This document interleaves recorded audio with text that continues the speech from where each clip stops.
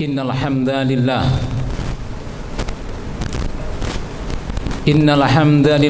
nahmaduhu wa nasta'inuhu wa nastaghfiruh wa na'udzu billahi min shururi anfusina wa min sayyiati a'malina. May yahdihillahu fala mudilla lahu wa may yudlil fala hadiya lahu.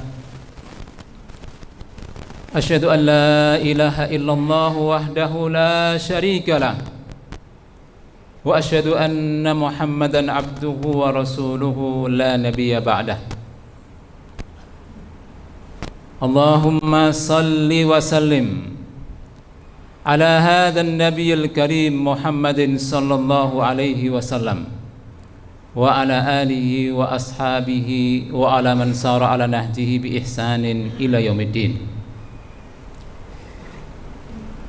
Amma ba'du, fa ya ayyuhal mu'minun usikum wa nafsi al-khati'ata bi taqwallahi haqqa tuqatih, fa innahu subhanahu wa ta'ala amara bi taqwa wa hassa 'alaihi qailan fi kitabil aziz wa huwa asdaqul qailin. A'udzu billahi minasyaitonir rajim. Ya ayyuhalladzina amanu taqullaha haqqa tuqatih wa la tamutunna illa wa antum muslimun. Kaum muslimin jamaah salat Jumat yang insyaallah semua dirahmati Allah. Alhamdulillah, setelah kita memanjatkan rasa syukur kita kehadirat Allah atas semua nikmat anugerah yang Allah berikan, semoga kita semua istiqomah dalam kebersyukuran dan semoga salat Jumat yang pada hari ini kita tunaikan dan semua amal kita di hari-hari sebelumnya diterima oleh Allah Subhanahu wa ta'ala. Dan setelah kita menghaturkan salawat dan salam kepada tauladan kita Rasulullah Muhammad sallallahu alaihi wasallam dan juga pada keluarganya yang mulia, sahabatnya agung dan umatnya yang istiqomah, maka ada perintah Allah, perintah Rasulullah, wasiat khatib pada hari ini. Mari kita selalu meningkatkan keimanan kita kepada Allah Subhanahu wa ta'ala, meningkatkan ketaatan kita kepada Allah Subhanahu wa ta'ala, Rasulullah sallallahu alaihi wasallam. Dengan demikian jamaah yang dimuliakan Allah, kita telah mewujudkan nilai takwa sebaik-baik bekal di sisi Allah Subhanahu wa ta'ala.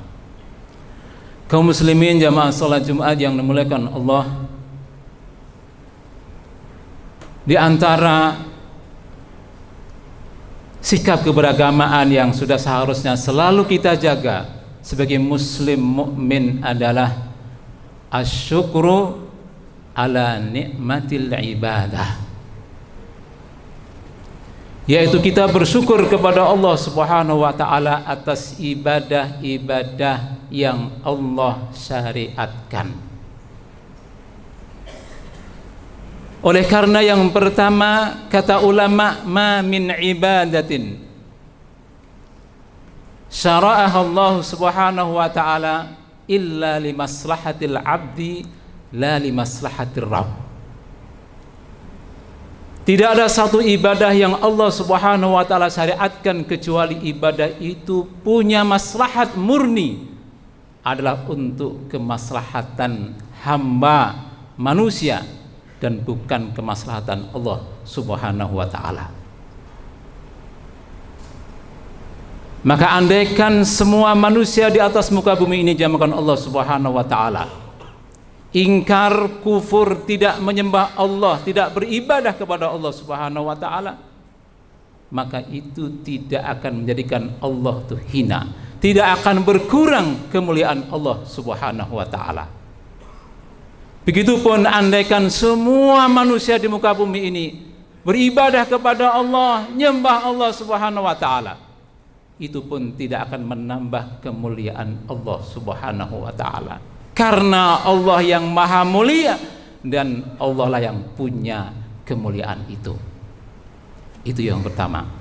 Yang kedua, kata ulama, ma min ibadatin syara'aha Allah, tidak ada satu ibadah yang Allah syariatkan illa min waraiha hikmatun azimah, kecuali di balik ibadah itu ada hikmah yang agung yang besar, wahya sina'atus syakhsiyatil muslimah, yaitu membentuk karakter dan kepribadian seorang muslim yang baik.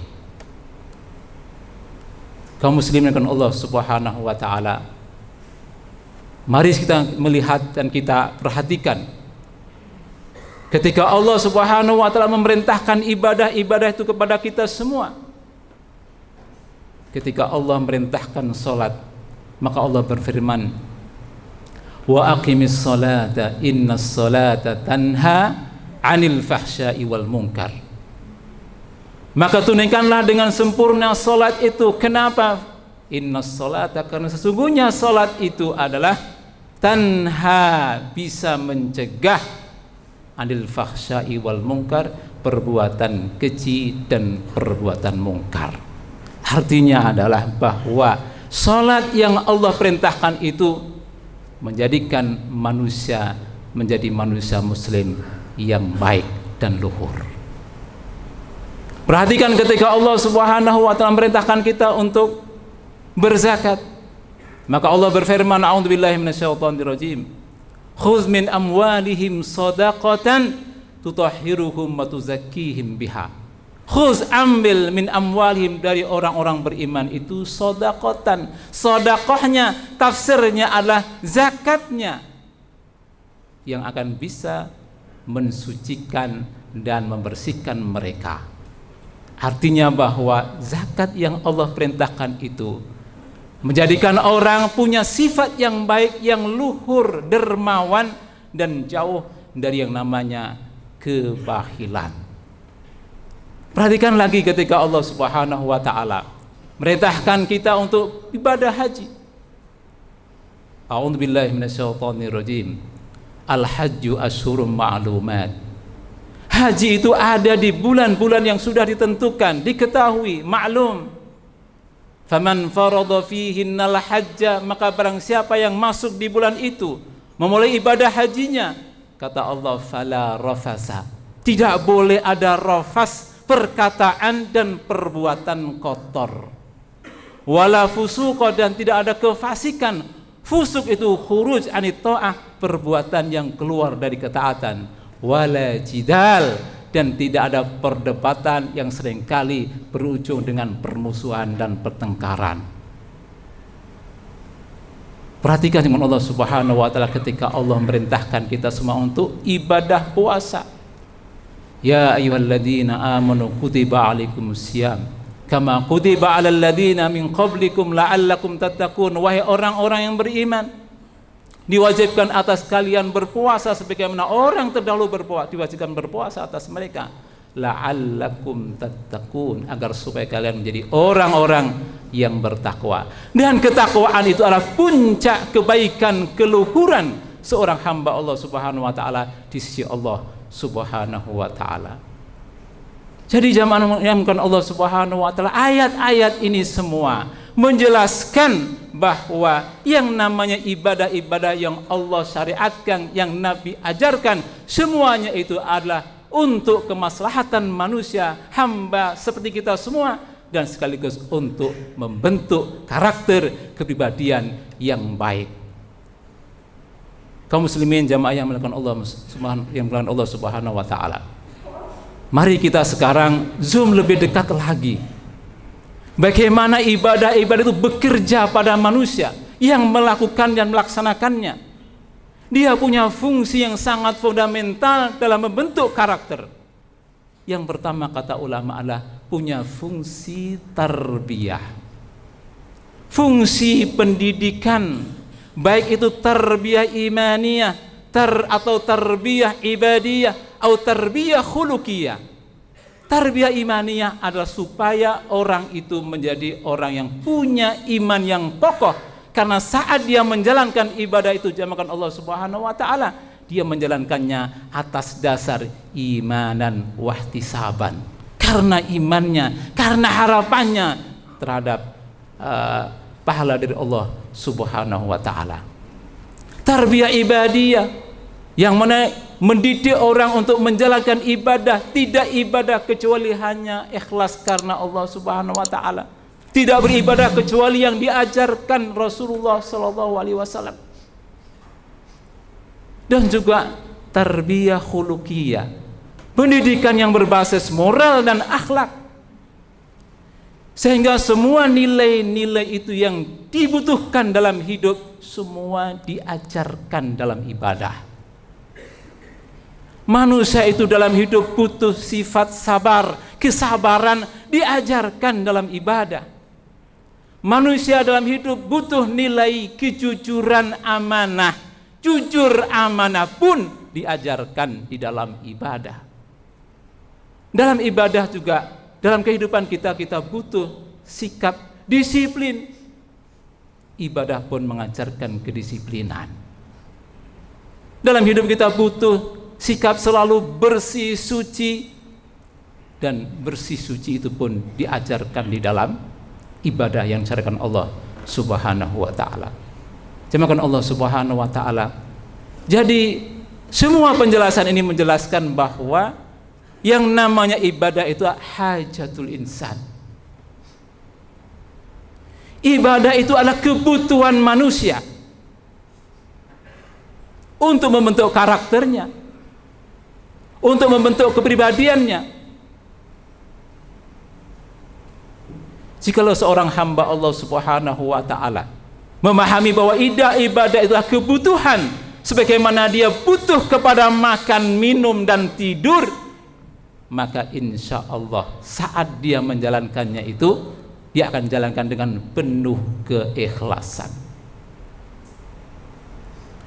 penuh kehusukan, tidak berat, tidak malas, tapi khusyuk dengan penuh pengagungan kepada yang mensyariatkan Allah Subhanahu wa ta'ala dan Rasulullah SAW, sekaligus adalah juga mengagungkan terhadap ibadah-ibadah yang Allah syariatkan, dan itu merupakan syiar-syiar Allah Subhanahu wa ta'ala yang kalau diagungkan itu bagian dari ketakwaan seorang hamba Allah Subhanahu wa ta'ala. Ibadah salat adalah syiar Allah, ibadah zakat adalah syiar Allah, ibadah puasa adalah syiar Allah, ibadah haji adalah syiar Allah. Dan barang siapa mengagungkan syiar-syiar itu setelah mengagungkan Allah Subhanahu wa ta'ala, maka dia termasuk orang-orang yang bertakwa.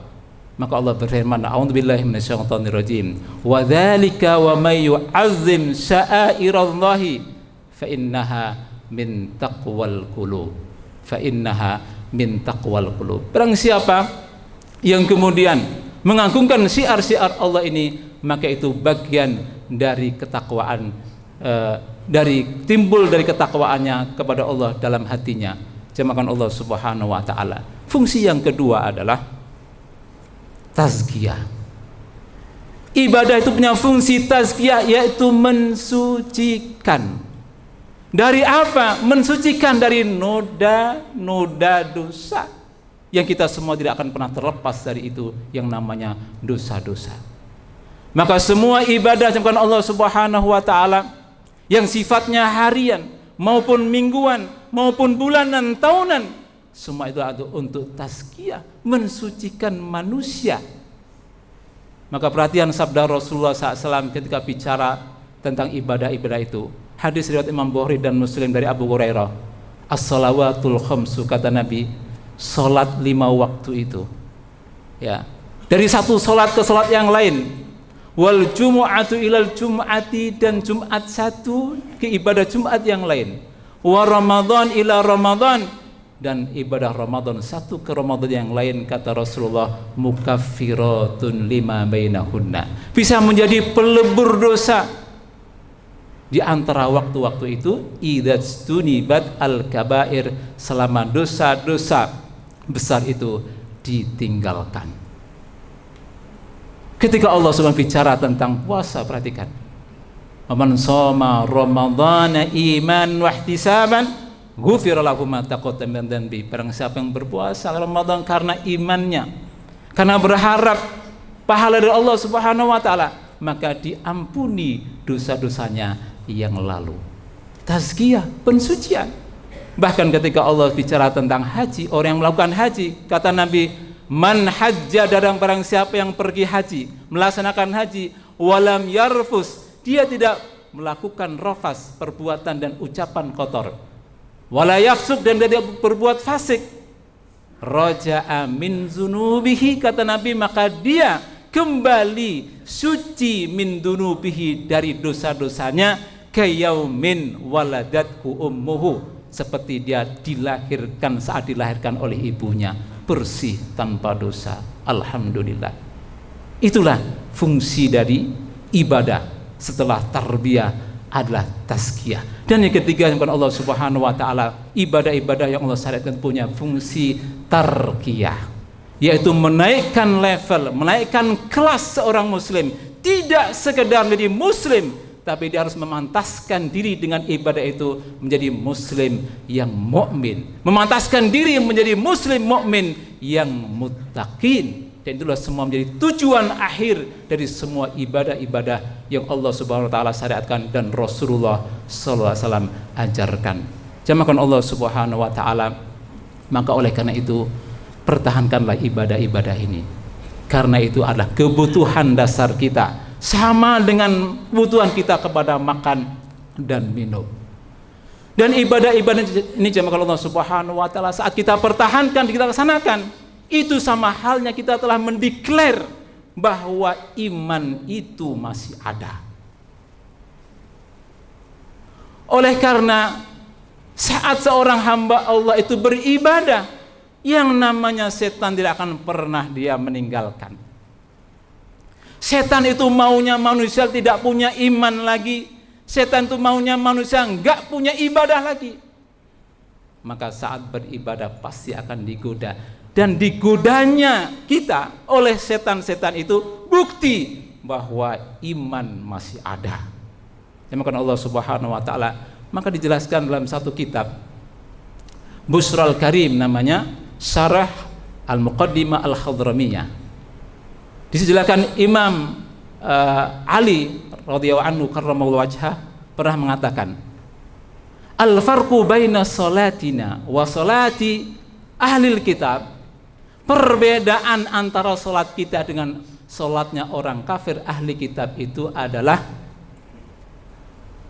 waswasatus syaitan. Perhatikan, perbedaannya adalah godaan dan bisikan setan. Orang beriman saat ibadah pasti akan digoda setan. Orang kafir ahli kitab saat ibadah tidak akan digoda setan. Kenapa kata Imam Ali radhiyallahu anhu? Li'annahu faragha min fi'lil kufar. Karena namanya setan itu sudah akan istirahat dan selesai dari perbuatan ibadah orang-orang kafir. Li'annahum wafaquhu, karena mereka orang kafir itu sudah sejalan dengan maunya setan. Jadi sesama setan tidak saling mengganggu. Itu kira-kira jemaah Allah Subhanahu wa taala. Maka di dalam kitab yang sama juga kemudian diriwayatkan, hukiya inna rajulan syaka lin Nabi SAW. Ada seorang laki-laki menemui Nabi dan mengeluhkan tentang waswasata syaitan, tentang godaan setan dan bisikan setan saat seorang hamba dan dia menjalankan ibadah itu. Apa kata Nabi SAW? Nabi katakan, qala inna syaitana la yadkhulu baitan laisa fi syai'. Sesungguhnya setan itu tidak akan memasuki rumah yang tidak ada sesuatu yang istimewa. Wa dzalika mahdhu al-iman. Maka saat setan itu menggoda kamu dalam ibadah, itu tanda oleh karena dalam dirimu ada sesuatu yang istimewa, yaitu mahzul iman, kemurnian iman. Jamaahkan Allah Subhanahu wa taala. Maka pencuri juga begitu, tidak akan pernah masuk di rumah yang tidak ada harta yang istimewa. Maka oleh karena itu, saat kita beribadah, mempertahankan ibadah kepada Allah Subhanahu wa taala dan selalu diganggu dan juga digoda setan, itu pertanda bahwa iman dalam diri kita masih ada.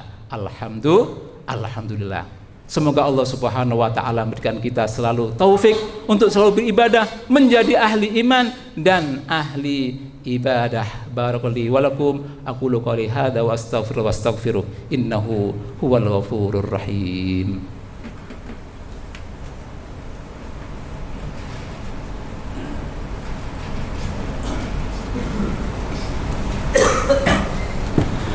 Alhamdulillahilladzi hadana li hadza wa ma kunna linahtadiya laula an hadanallah. Asyhadu an la ilaha illallah wahdahu la syarikalah wa asyhadu anna Muhammadan abduhu wa rasuluhu la nabiyya ba'da. Faqad qala azza wa jalla fi kitabil aziz. A'udzu billahi minasyaitonir rajim. Ya ayyuhalladzina amanu taqullaha haqqa tuqatih wa la tamutunna illa wa antum muslimun. Wa qala aidan innallaha ya'muru bil adli wal ihsan wa ita'i dzil qurba wa yanha 'anil fahsya'i wal munkari wal baghi ya'idukum la'allakum tadhakkarun. Wa qala aidan innallaha wa malaikatahu yusalluna 'alan nabi ya ayyuhalladzina amanu sallu 'alaihi wa sallimu taslima. Allahumma salli wa sallim ala sayyidina Muhammadin wa ala alihi wa ashabi ajma'in wa Allahumma an khulafa'ir rasyidin Abi Bakar wa Umar wa Utsman wa Ali wat tabi'in wa man tabi'ahum bi ihsanin ila yaumiddin. La ilaha illa anta subhanaka inna kunna minaz zalimin. La ilaha illa anta dhalamna anfusana wa i'tarafna bidunubina faghfir lana fa innahu la yaghfirud dunuba illa anta. Rabbana ighfir lana wa li walidina warhamhum kama rabbawna shighara wa li jami'il muslimina wal muslimat wal mu'minina wal mu'minat al ahya'i minhum al amwat innaka sami'un qaribun mujibud da'wat. Allahumma izzal islam al muslimin fi kulli makan wa zaman wa fi baladina hadha Indonesia khasatan wa ghairuha min buldanil muslimin. Allahumma inna as'aluka bi asma'ikal husna wa sifatikal ula an tansura ikhwanal muslimin al mujahidin fi Filistin. Allahumma ansur da'watahum wa a'li kalimatihim waj'alil mauta minhum syuhada waj'alil mauta minhum syuhada warhamu ya arhamar rahimin. Allahumma irfa'anna al bala'a wal waba'a wal amrada wal fitana ma dhahara minha wa ma batan. Rabbana atina fid dunya hasanah wa fil akhirati hasanah wa qina adzaban nar. Wa sallallahu nabiyana Muhammadin wa ala alihi wa sahbihi wa sallam. Subhana rabbina rabbil izzati amma yasifun. Wassalamun alal mursalin walhamdulillahi rabbil alamin. Wa aqimis shalah.